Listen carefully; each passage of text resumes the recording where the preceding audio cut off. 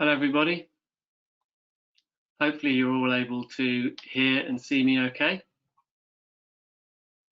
If you have any issues with connection or audio, just raise your hand in the GoToWebinar control panel you've got there. You've got loads of options to sort of get in touch if you get stuck. So hello again. Yeah, thanks for all those that have been before, and welcome to anyone who's not been to one of our sessions before as well. So today's going to be a little bit different to how we normally run things, which I'm really quite excited about. So for those of you that don't know me, my name's Ben from Rare Consulting. So we're a research and digital product development company. And today I'm going to be talking to you a lot about we're going to be talking about our 55 plus research that we've gathered over the period of the COVID-19 pandemic. On today's session, I'm going to be joined by Guss and Gawain, who are both product design and innovation experts.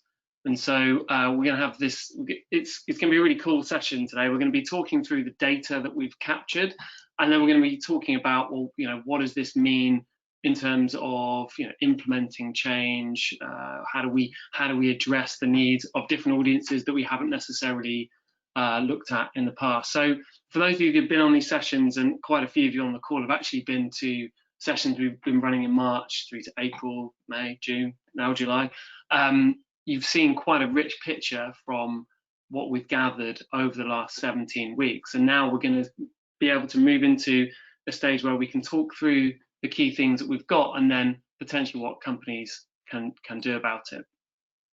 So what you can expect from today's session. So firstly, I'll let the guys give their introductions themselves. Both got really fascinating backgrounds. And then we're going to be talking about the research and some of the compounding pressures that are at play in the market at the moment that have really given rise to this trend that we've seen. We're going to discuss the problems that we have within the industry and how we might be able to break those down. At the end, I'll be running a Q&A with the guys to identify, what would their tips be from an innovation and product design perspective, and hopefully, armed with the research, lots of businesses will be able to make the sort of changes necessary to keep up with the change that we're seeing in market. So I'm going to hand over to you, Guss. You can give everyone a bit of an intro into your background. Okay, can you hear me? Thumbs up, please. Good. Loud and clear. Yeah, excellent. Well, that's the first one out of the way. Good morning, everyone. The executive summary intro to me is that I help companies fit technology to people. I've been doing this for quite a while, as you can see from the slide. Plans keep coming back, so I must be doing something right.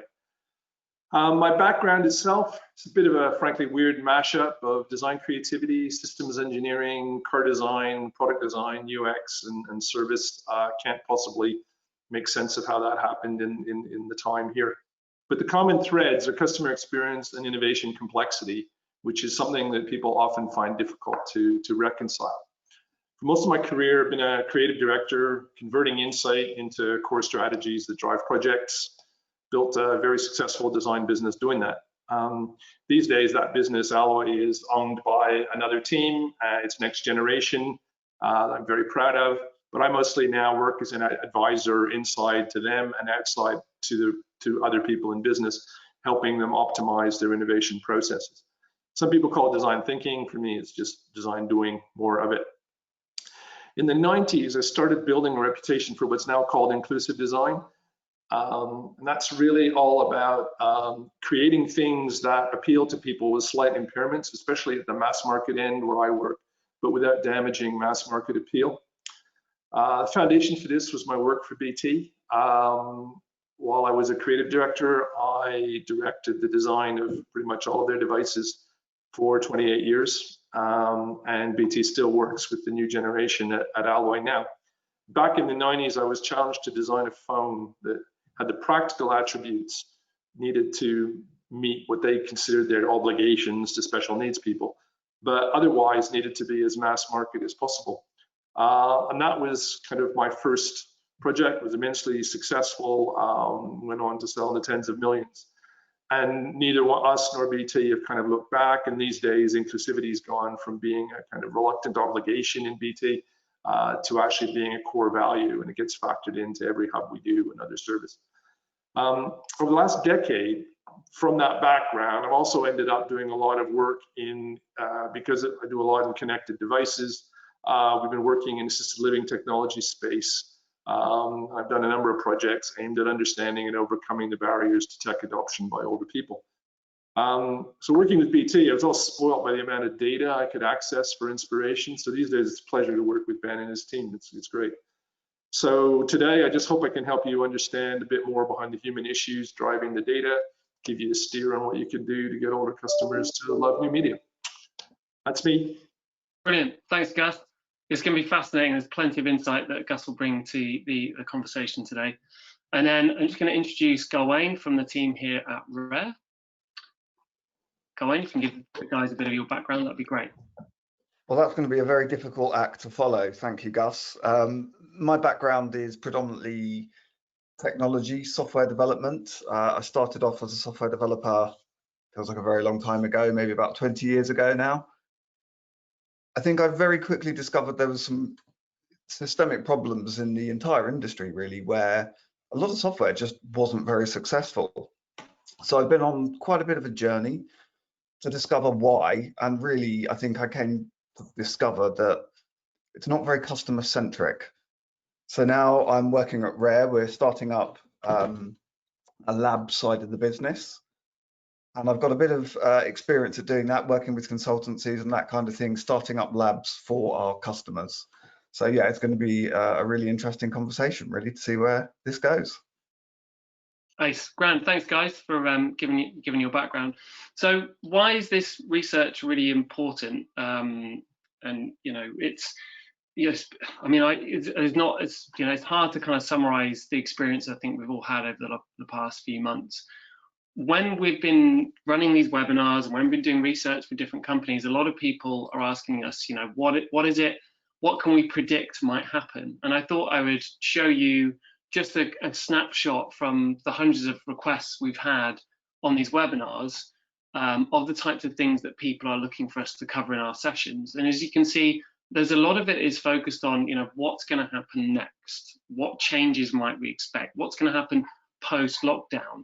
What does the future look like? And what it really reveals is within the industry, we're looking for certainty at a time when it's really quite uncertain what might happen next. What we can see in our data that we've collected since the COVID-19 pandemic took hold is that there's just huge amounts of diversity that's out there. And some of the more macro trends will have a major impact on future behaviors we might observe. For example, what's the potential impact of people not going to work to university or to school 5 days a week on the automotive industry, on the food and beverage industry, on the alcohol sector. It's just loads of different things that are all quite interconnected and relevant. And when you do background research and you look at some of the more macro trends for this particular audience, what you see is that it's quite staggering that it's in the UK at the moment, the over 50s hold 70% of the UK's wealth and own 3/4 of the housing market. So they've got the assets. They've perhaps were employment during times that were a little bit sort of less pressured economically, as we've seen certainly in the last 15 years. We know from our own data that this is a group that is actually more likely to feel worried and concerned about the COVID-19 pandemic, and that has huge implications on how they behave across different categories. What we do know, for example, in tourism is that they're actually more likely to want to travel inside the UK, less likely to want to travel outside of it. And when it comes to online behavior, they're the largest group of people who are switching from more traditional in-store behaviors to online, and hence why I really wanted to bring these guys to the conversation today to start talk about different strategies, different things we need to think about with this particular audience.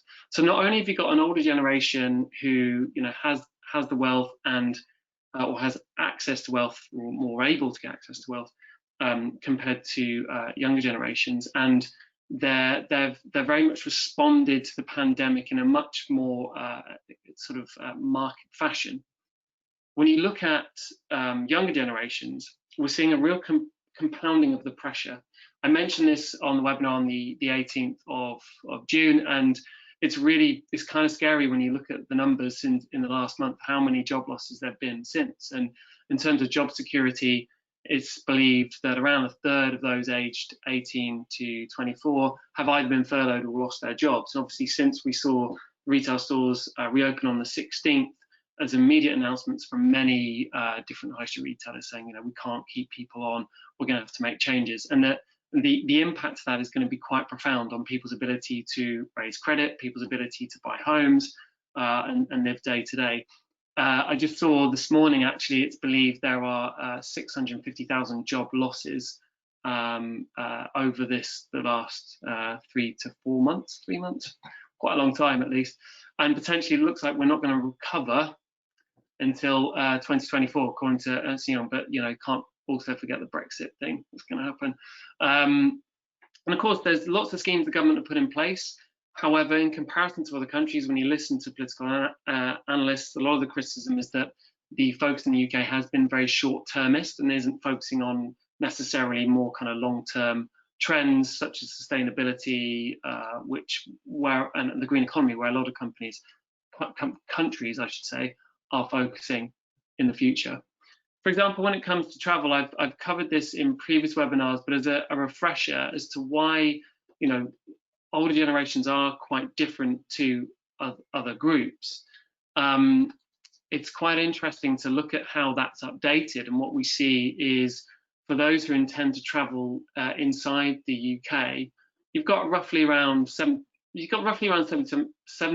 of people who are willing to travel overall, but around a third are willing to travel in the UK. And when you look at how that splits by generations, we see that older generations are more inclined to stay within the UK, less inclined to go internationally. When we look at retail data as well, I appreciate this is quite a lot of information to take from one slide. Slides will be available at the end of the session. But when we look at the over 55s, is they are currently more likely to be buying clothes, electronics, hobbies and interests, and beauty online compared to in store at the moment. We are tracking this every week to get a sense of where that's moving. And what you can actually see in the first couple of weeks when the retail stores opened, they were more likely to go in store to buy products. But actually, last few weeks, we've seen this particular age group, there's been a slight suppression in their engagement with it. So potentially what we're looking at with the trend that this needs to be a focus for lots of businesses, it could be something that is ultimately longer term, a long-term trend that people need to take seriously. And so in summary, this is a real opportunity for lots of companies, and I think it's one where if you look within the sector, it's not necessarily one that people have necessarily taken seriously. So I thought I would open up to a poll to ask you to get a flavour of how you feel there is a bias in the sector towards this age group. So the question I'm going to be asking you is, according to Campaign magazine, they did do the research, what proportion of the UK working in the advertising sector is aged over 55? You should be able to see the poll now. Little tip: if you can't make the poll work, if you minimise your screen, then the radio buttons work if you have any issues. So I'll just wait for over half of you voted. 3/4 of you voted. Just going to give it another 5 seconds before I close the poll. Right, well, that's nearly everybody. That's really impressive. Cool. All right, I will close and share the results. So it's fascinating. So for those of you on the call, around a quarter of you think it's 6%, 41% say 16% of the UK advertising sector is age over 55, and then we've got 26, 36, 46% for the the other groups have less.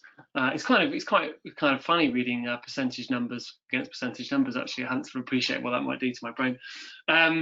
But yeah, thanks for voting. So we've got a good proportion of you saying that it's under 26%, and I thought it was quite kind of shocking looking at this. Actually, in the UK, currently only 6% of those work in the ad industry are aged over 55. So what does this mean? What does it mean to have teams of people who haven't necessarily had the experiences of audiences that they're aiming, experiences for or campaigns for? It reveals that potentially we've got a bit of a homogenous sector that will have quite a big impact, of course, in terms of our ability to understand diversity, which is something that gets leveled at the advertising sector quite a lot. If you look in the US, if you look at marketing spend data, it's really interesting that only 5% of all adverts that are distributed are aimed at those over 50. And yet in the States, it's believed actually they own 83% of household wealth. It's even more, the difference is even bigger than it is in the UK. In the UK, though, if you ask those over 55, their kind of attitude toward technology and what they expect, what we do see is that it's quite noteworthy how many of them actually would choose a brand because it actually uses technology at the core of its service. So I think this kind of idea that older generations don't necessarily value technology and don't want to kind of be engaged with it is a bit of a tired idea. And something that I think we need to kind of rethink. So I had a question for you, Guss. In your experience, do you think that the sector has a bias or an ignorance with this? Yeah, I think it's just a natural evolutionary concept, very similar in design. I've seen it firsthand. A lot of it has to do with the upper out culture in agencies, which we tried to do something about by creating an employee ownership model. So I don't think it's a sort of deliberate thing. It's just, I don't think that the idea that you need to sort of reflect your customers is one that actually gets involved in recruitment too much. But there is certainly, it is hard. I know tons of designers who are, had to leave the profession, also because a lot of them don't rise to a kind of strategic position. A lot of them are kind of end up being doers rather than strategists. So I wouldn't say there's a deliberate bias. It's an unconscious bias, a very common word right now. But it is a problem. The problem isn't necessarily the recruitment. The problem is actually what it means in terms of addressing customers. Basically, it's the lack of empathy is more of a problem than the actual profile of the people themselves. Yeah, interesting. And how about you, Gawain? Have you, from your experience from a product development perspective, have you got experiences of perhaps sort of bias or ignorance of this particular group when it comes to actually developing products? Yeah, I guess you could call it a sort of inbuilt bias. The technology and digital sphere, everybody working in it has started off very young, and a lot of what they were building was aimed at other younger demographics. Although I think over time, as technology improves, it's getting so much easier to use than it was 10, 20 years ago. You need a manual 20 years ago. These days, you can just pick up a device and you can get online and you can start using services. But however, we still have a very young sort of demographic in terms of employees working in technology, partly because the hours and the culture, I think it promotes it. Again, as people get older, they just tend to fall out of development and either move into more strategic positions or out of the industry entirely. And yes, we don't reflect our customer base, but also they're often not considered because we assume they don't really use these technologies. And I think that is, it's changing rapidly at the moment.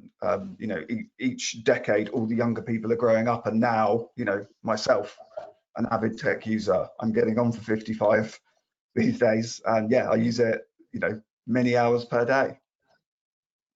That's interesting. Yeah, it's curious to kind of understand. I mean, I've sat in plenty of meetings where a client will talk about their audience being one thing, and you've looked at the data and you know that it's actually completely different.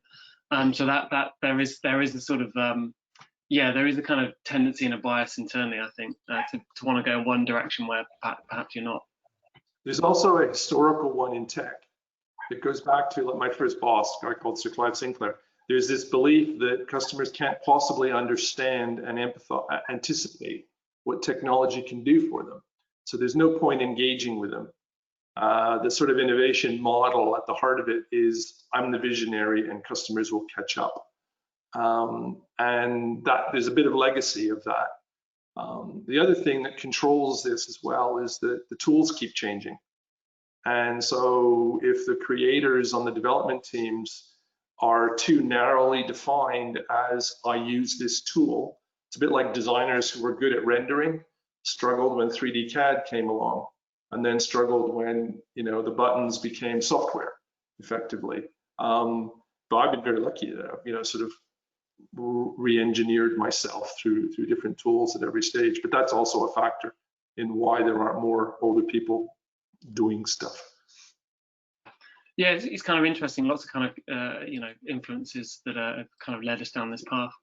I was quite curious with obviously looking at this fact that you've got 80% of those aged over 55 are more likely to choose brands who've got tech at the heart of their service. And we did some research a couple of years ago now. We work quite a lot with clients who are looking to engender loyalty and improve kind of their loyalty experience. And I think it's really interesting when you look across different age groups. We know from our research that trust is ultimately the most important aspect in defining a long-term relationship with a brand or a person or what have you. It's just such an important thing. It's often very difficult for people to define as well. Looking through our research, what we found when you index the scores and compare different generations is that older generations actually were much more focused on service elements and whether something worked well, whether it delivered a good experience, more so than younger generations who generally were kind of focused on social proof as a motivator, or the fact their friends have it, or if it gives them affirmation as an individual. I was wondering, Guss, from your background, be it in telcos and other sort of sectors, whether you've seen have you got a perspective on this type of analysis? Yeah, I think it's a mistake to rule out the self-expression relationship with brands in older people. People will buy certain cars or choose certain products because there's an element of them in it. When it comes to tech, a lot of it has to do with benchmarking, and the trust word is absolutely fundamental. And so what you have with a lot of older people is the legacy of the old days of tech.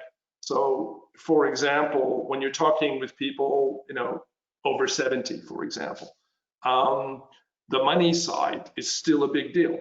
They don't quite get PayPal. They don't quite get the fact that you can trust Amazon because they've got these amazing bulletproof systems. They just won't give credit card details to anyone online because they don't trust the ownership of their data. So trust is very important in that regard.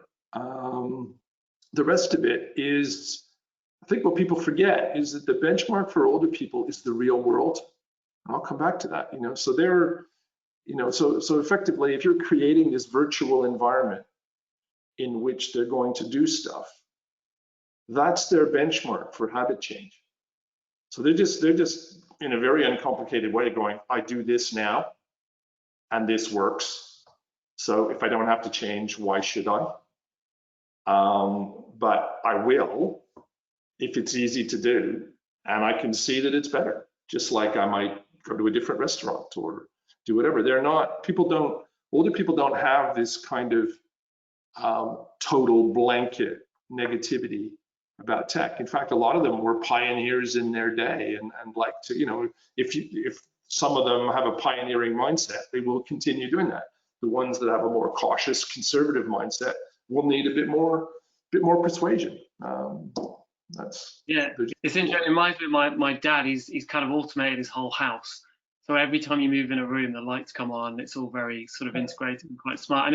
It's all leads on to this point, which we've, again, coming back to data we've seen, is we've talked about kind of attitude, we've talked about trust, and we've talked about all these different aspects. Well, what about intended future behavior? So when you look at how people shopped before the pandemic and how they intend to shop in the future, what they feel comfortable with, we sort of split the journey up into two aspects. So it's when they're discovering information to make a choice, and when they're actually buying something. You see this really interesting movement, which follows up from what Guss is talking about, where we've got in some instances where people are seeking out information across different categories, there's a movement of as much as 10%. So whereas people would possibly go in store, kind of have a little look at, what the price is, go online to see if you get it cheaper at John Lewis and buy it online, we're seeing actually a lot of that behavior is more likely to be happening online in the future. So it's not just about e-commerce, it's not just about getting your owned digital assets in place, it's also everything else about content distribution, where you're going to be, how you're going to market yourself, how you're going to be relevant. There's lots of different things that need to be thought through.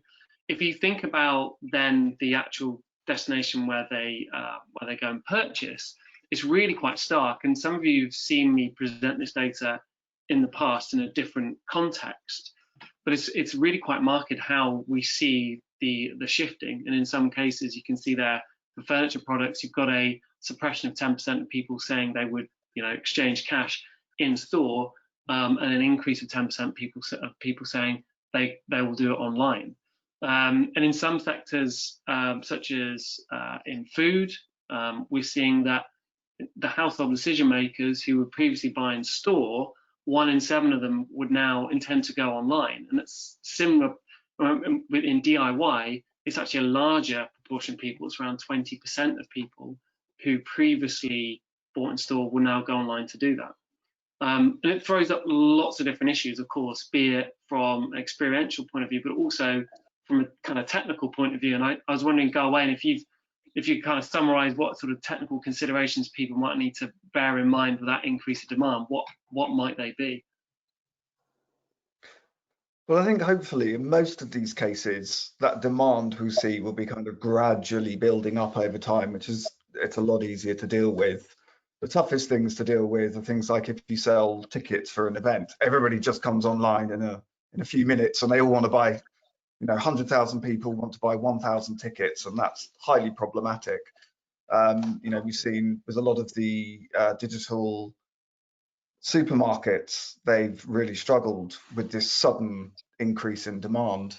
And it's a really tricky thing to kind of design for, because often you don't know how the architecture of a system will behave with a certain number of users. However, I think technology is improving, and people are aware. And I think the big trick is the industry is now moving to not building these big, large, monolithic systems, but actually modularizing them up into different sections so they don't all get busy at the same time. So you separate your ordering from your shipping system and that kind of thing, which I think is, it's happening. And often that can be really difficult to design from scratch because you don't know where the boundaries between things are. But our experiences in the industry are proving that, these things are happening gradually, bit by bit. Yeah, legacy is a massive issue for, I know that from certain. Yeah, and that's it. Yeah, the legacy systems are the ones proving really difficult. Yeah.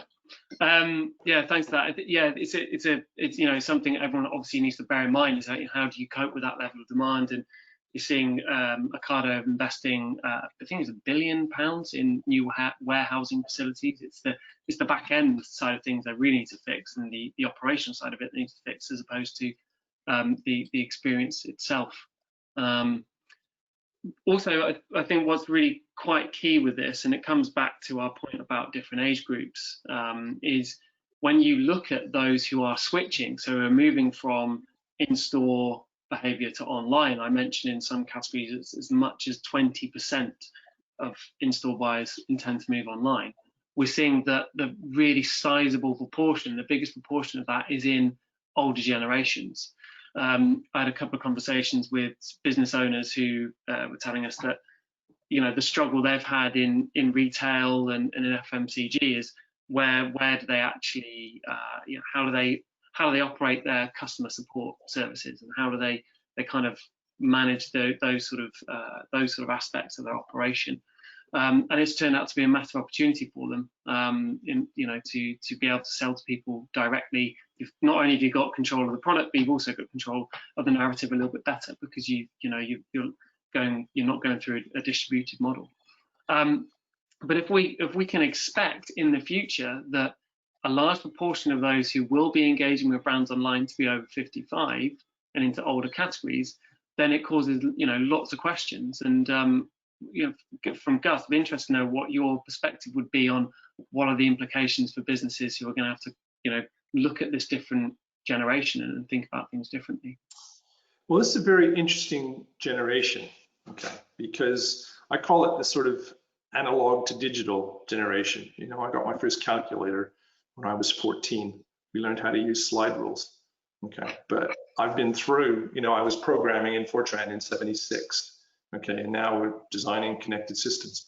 So what you have with this generation is that more than any other group, the in-person retail experience is their benchmark for the richness of the sales experience and the ease of use of actually converting interest into a transaction and getting the thing in your hands. So, you know, if you think of a real experience, especially, you know, think of the expression retail as detail, right? In-shop experiences are immersive, they engage all the senses. You can navigate your way around using these totally intuitive skills like walking and picking things up that you've actually had since you were about 2. Okay, so if you look at the real world experience from a behavioral perspective, the way to think of it is that it just sets a high bar for excellence, and technology is getting better and high resolution, bigger bandwidth. It's just getting closer and closer to virtualizing quality. Okay, so what you have in terms of the experience is kind of 3 challenges really. The inspirational, the sales experience just needs to be more inspirational and more informative. You know, you're looking so many situations online, you're looking at a little picture and you have a question. The question is sort of like, what could I do? You know, in a store, you'd pick up the box and there'd be more information on it and you'd look at it. If it was on a shelf, you could pick it up and play with it. So there's a lot of opportunity to actually make, as bandwidth and processing power goes up, to make sales experiences a bit more engaging. Think of how engaging people are with video games, you know? So you can do a lot there. Then the next bit is being natural in your navigation along the journey, really, really simple, really direct, and a lot of sort of digital customer journeys mash up sales and conversion to a point where you create these overloaded screens where they're just throwing too much information at people, especially at those critical times when they're going to sort of go, okay, what am I buying here? You know, some of the telcos are actually quite bad about this. And, you know, you look at it and you don't know, and so you end up calling the helpline or whatever. Costs go up.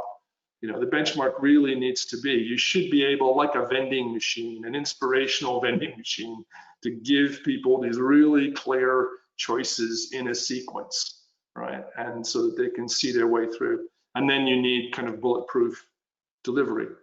This has obviously been really hard, but as Gawain said earlier, I think this point needs reiterating, that you now, you know, you'd never design your own stack. You know, it's now a buying experience of the partnerships and the platforms that you build on.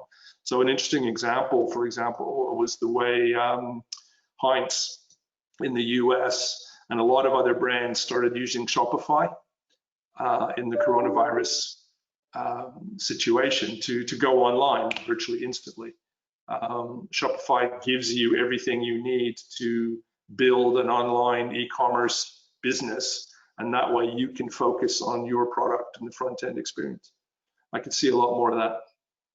That's a really great example. I brought up on a previous webinar this bakery called Holmes Bakery in the States, about 3 million turnover a year, lost their main contract with one of their biggest clients.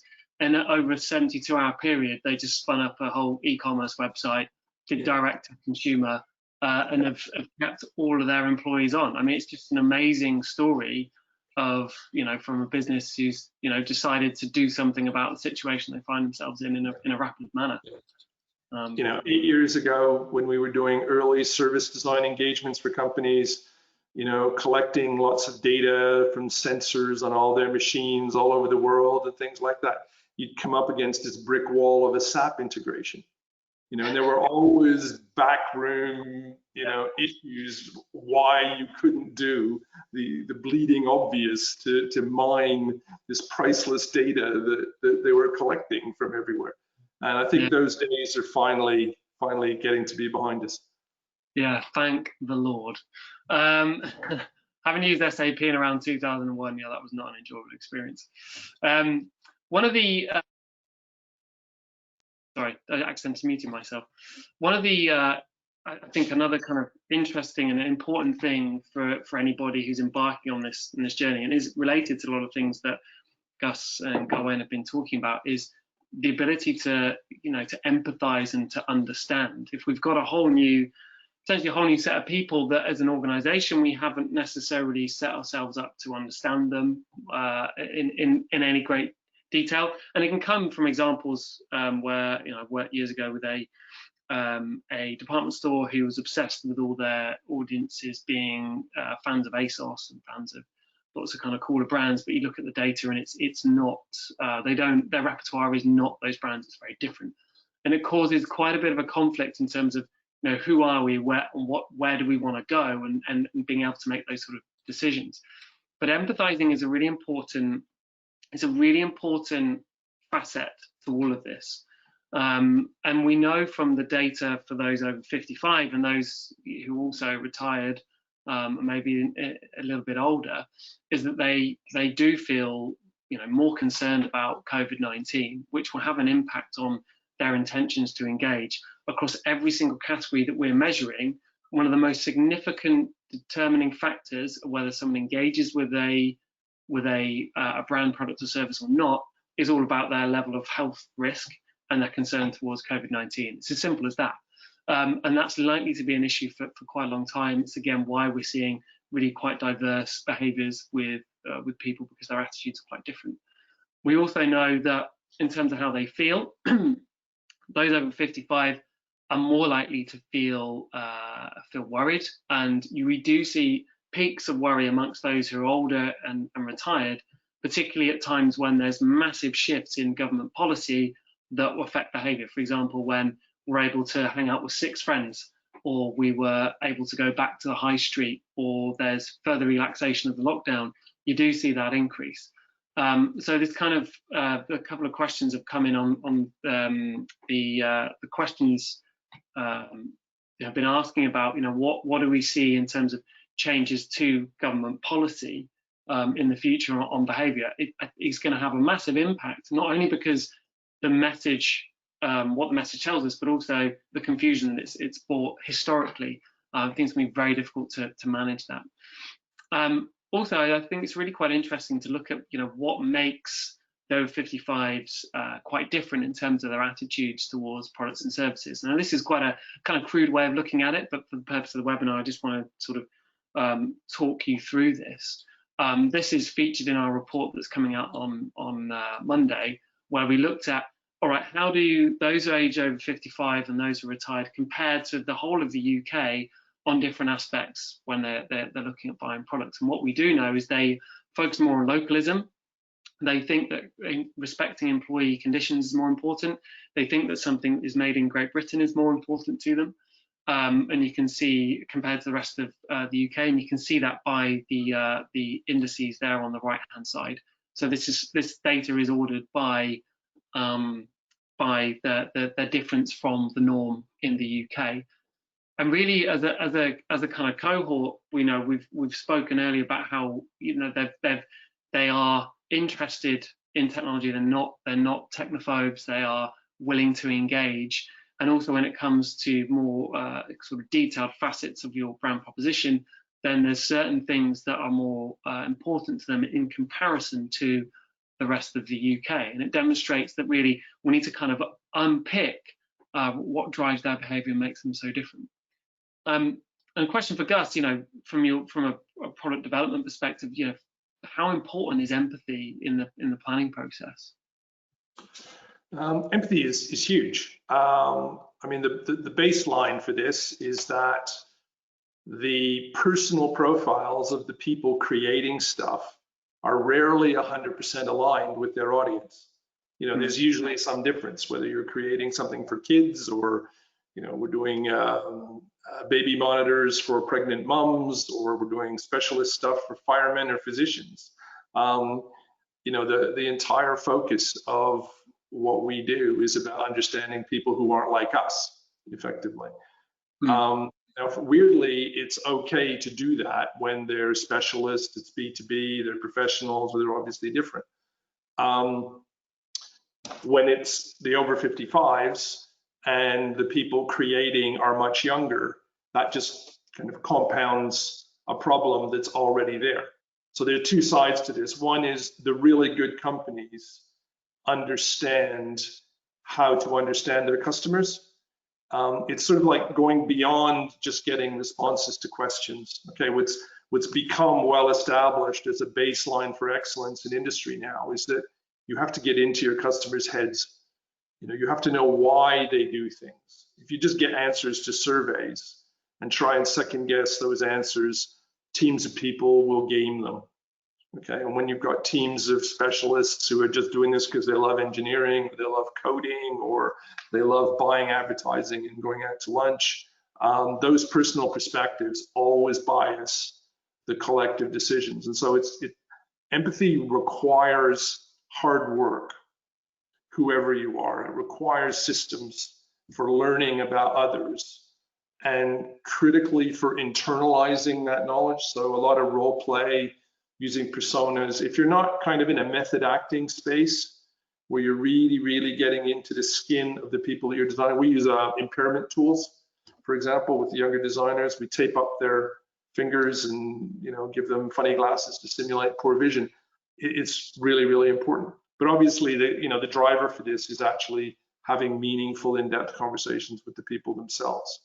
So that's the summary, really, is that whoever you are, you need that kind of system to drill into the detail and the motivation that you need to actually get it right. But the problem is compounded and getting worse because of this empathy gap, as I call it, between the attitudes and profiles of the older people that they're trying to understand and the younger people. People just weren't born at a time when people's attitudes and instincts tend to be formed from their teens to mid-20s. And if you weren't there then, if you don't remember a day when Made in Britain was something that came out of the design council and, there had tags with Union Jacks on it, and it was a very proud thing. That was the first few years of my career. And then my first trip to China was in 1992, and then boom, within a very short space, everything, globalization hit, the whole world changed. So, a lot of what's on your slide makes perfect sense. Yeah. I was curious, picking up on this kind of issue about sort of measurement of it. Gawain, from a kind of lab's point of view, what do you see as being the role between quantitative and qualitative data? Because I think something I've noticed is that we generally tend to operate in a world that is focused a lot on the quant data, and I was wondering whether you've got an opinion when we're designing in lab scenarios. Yeah, well, a lot of development teams really are highly isolated. They might see a drawn out persona on a piece of paper for a day, possibly never look at it again. And as Steve Blank, the entrepreneur who sort of helped create some of the lean methodology, says, you've got to get out of the building. You've got to get out of your environment where you're working, interact with the people that you're making this stuff for. which is something that a lot of software developers don't generally like doing. I've had to work pretty hard to make it happen. A few years ago, I invented a thing called the innovation game with a colleague, where we get a bunch of panelists, we bring them into a room, we say, right, you've got to build this 3 in a row game as a brief, innovate. In the next room, there's a bunch of customers, and they come into this room with these little games they've made, and there's no furniture anywhere, and they'll put them on the floor, and the first thing we do as a customer is go, oh, my back, I can't get down on the floor. So they've learned something, right? And so the idea is like, can you hang it on the wall? And we sort of make all these requirements that they have to discover through iterations and approaches. And it's like a fun little game that we kind of make the teams do that really help them learn about understanding the customer. Yeah, it's a real consequence of innovation, complex innovation that requires teams of specialists. Very often the specialists have got into that particular field because they just love the doing of it. Coders love coding. A lot of designers just love creating beautiful things and beautiful images. And actually, as a creative director, that was one of the things that got me into direction quite soon, actually, was my engineering background, which was all about problem solving. And so I just kept looking for things to sort of go, okay, what's the problem here? The problem here is someone using a product and not understanding how to use it, or not being able to, or it asking of them to do something really difficult.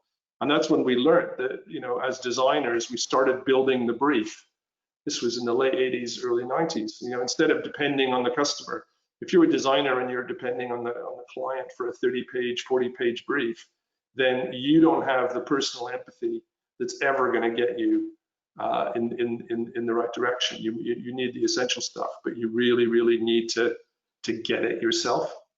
And as Gawain says, that's culturally, the good businesses are the ones where everybody is working for the customer. And I really want to pick up on his point about, personas. There's this whole thing with design thinking right now where everybody thinks they can get a designer in for a few hours. They'll quickly map out your customer journey and paint a little picture of personas. But, we've been building these techniques, done a lot of work with the service design course at RCA, and, think of it as method acting. The personas that you create need to be at the heart of your organization. And the good companies, I'll never forget reading the obituary for the founder of Ferrero Rocher chocolates.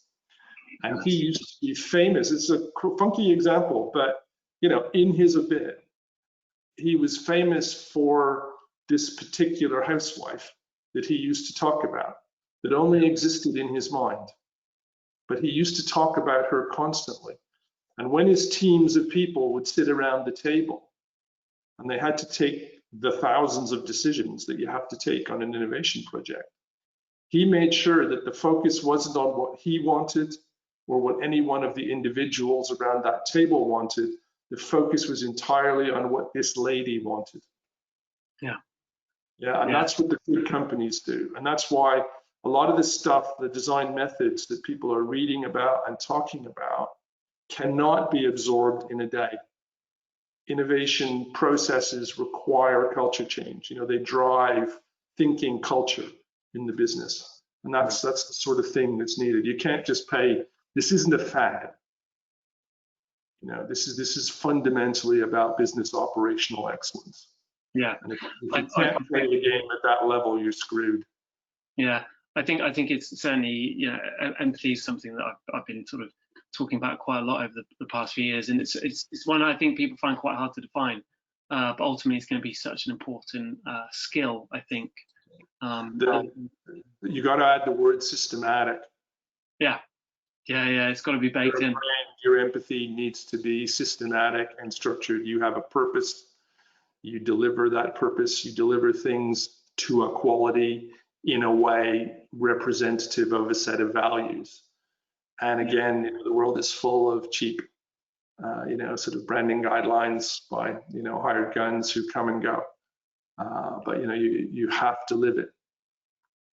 Yeah, so I think that's certainly a tip. I think for anyone who's trying to, embark on addressing the needs of this particular audience. Maybe you've seen there's been growth in that particular with this cohort.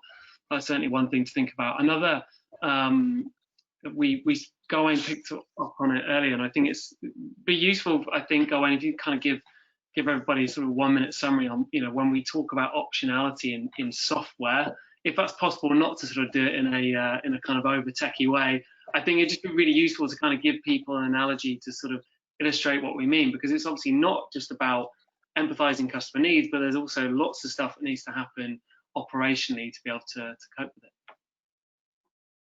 Well, yeah, that's right. So you can really empathize with the customer needs. You can build something and you can find out you were wrong and some of your assumptions were misplaced. And then you've got to change your systems. And if you've built them in such a way that they can't be changed and they're inflexible, which is it's often the quickest and easiest way to build out our platforms, well, then you're going to be in a bit of trouble because suddenly you've got huge costs in terms of change. So really, it's about making sure from a technical perspective, you design your systems in a way that makes them as easy as possible to change. You're thinking about the third or fourth iteration of your product, not the first. That sort of comes through things like like I said earlier with the scaling, not building these huge monolithic things that when you change one thing over here, it breaks 10 things over there, and you get these ripple effects. And it's a problem to do with the complexity of modern systems. So how do we modularize them into smaller bits that are reusable? And that's generally by building things out that do one thing really well and can be reused for that one thing, rather than trying to build these kind of amazing black boxes that do everything, which often leads to over engineering and more problems than it solves. Yeah, it's going to be interesting to see how that kind of evolves over time, I think. I'm conscious of time, so what I was hoping to do is, we've got a couple of examples that we wanted to sort of talk through, but it'd be good for us to sort of summarize where we're at and the sort of tips that the guys have got from this. I'll also open up to a Q&A at the end as well in the next sort of 5 minutes. I had a few questions come in, which I'll pose to the guys, but if you've got anything that's springing to mind now, then please do let us know. I think overall, to sort of summarize it from a research perspective, we're often asked, what are the trends, what's going to happen? It's very difficult as a researcher to sort of give you a really straight answer, because it's enormously complex and things are changing quite a lot.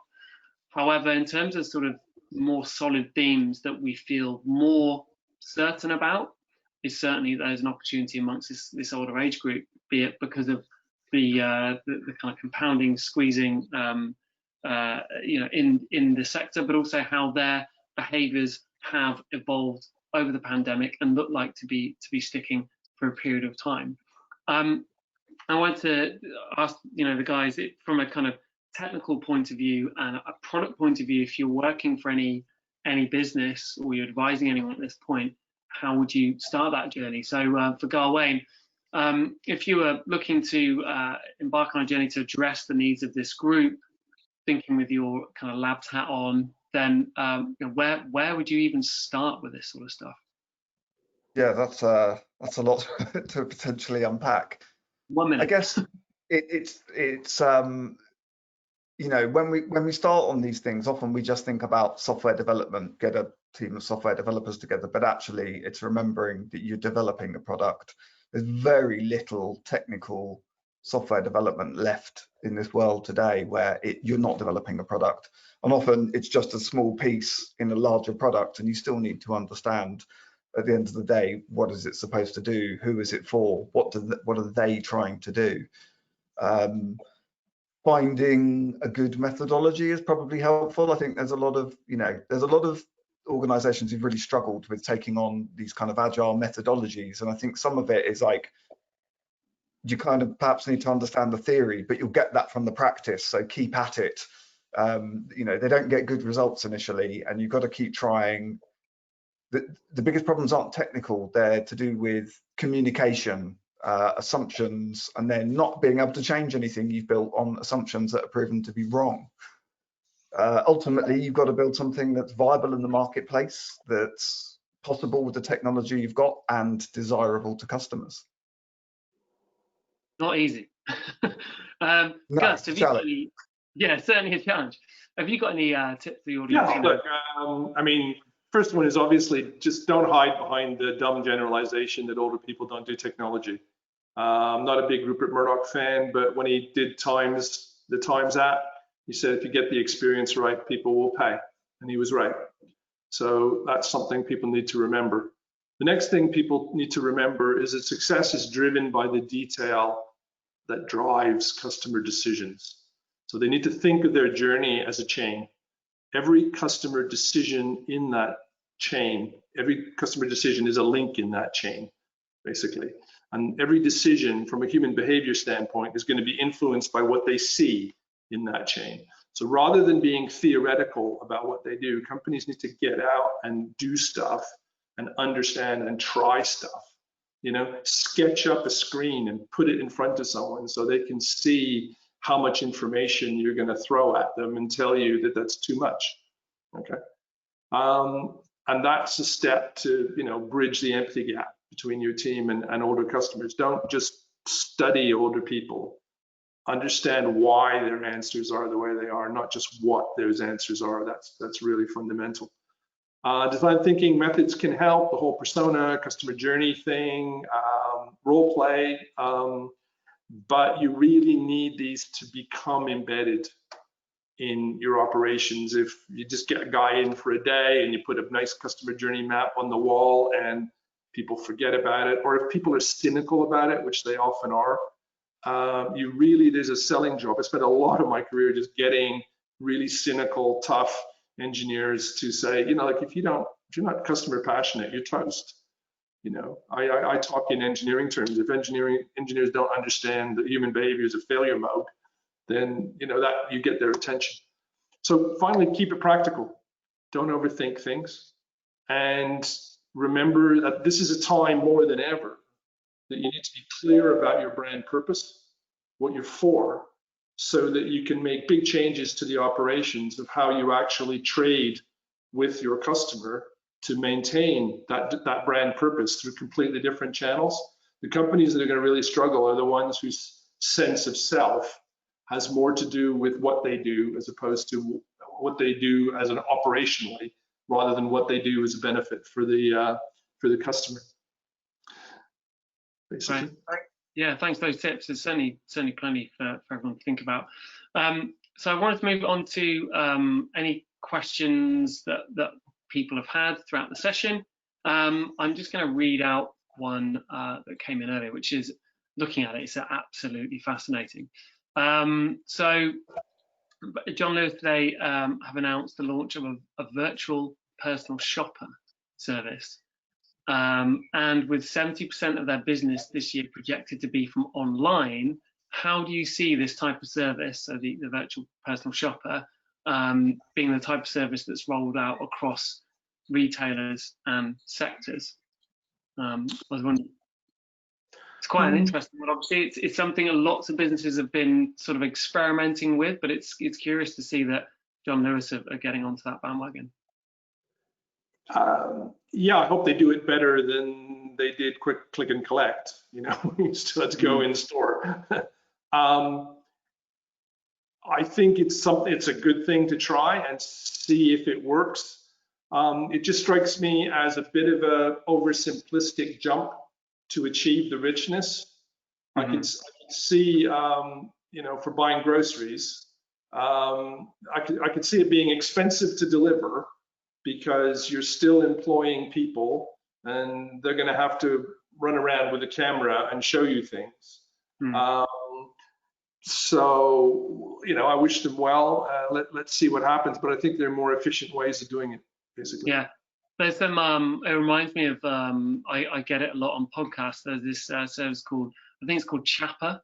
And that's all about, you answer a few questions on an app about your kind of style preferences, and you get a personal stylist based on the algorithms that, you know, give it back. And it's apparently been quite successful. There's obviously an enormous amount of risks of doing something like that.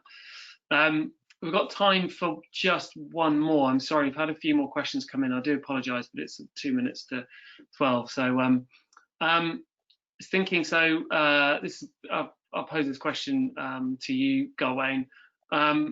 Whether, if companies and brands are going on this journey from a tech perspective to address the needs of those aged 55 plus, who needs to be in the room? Who needs to be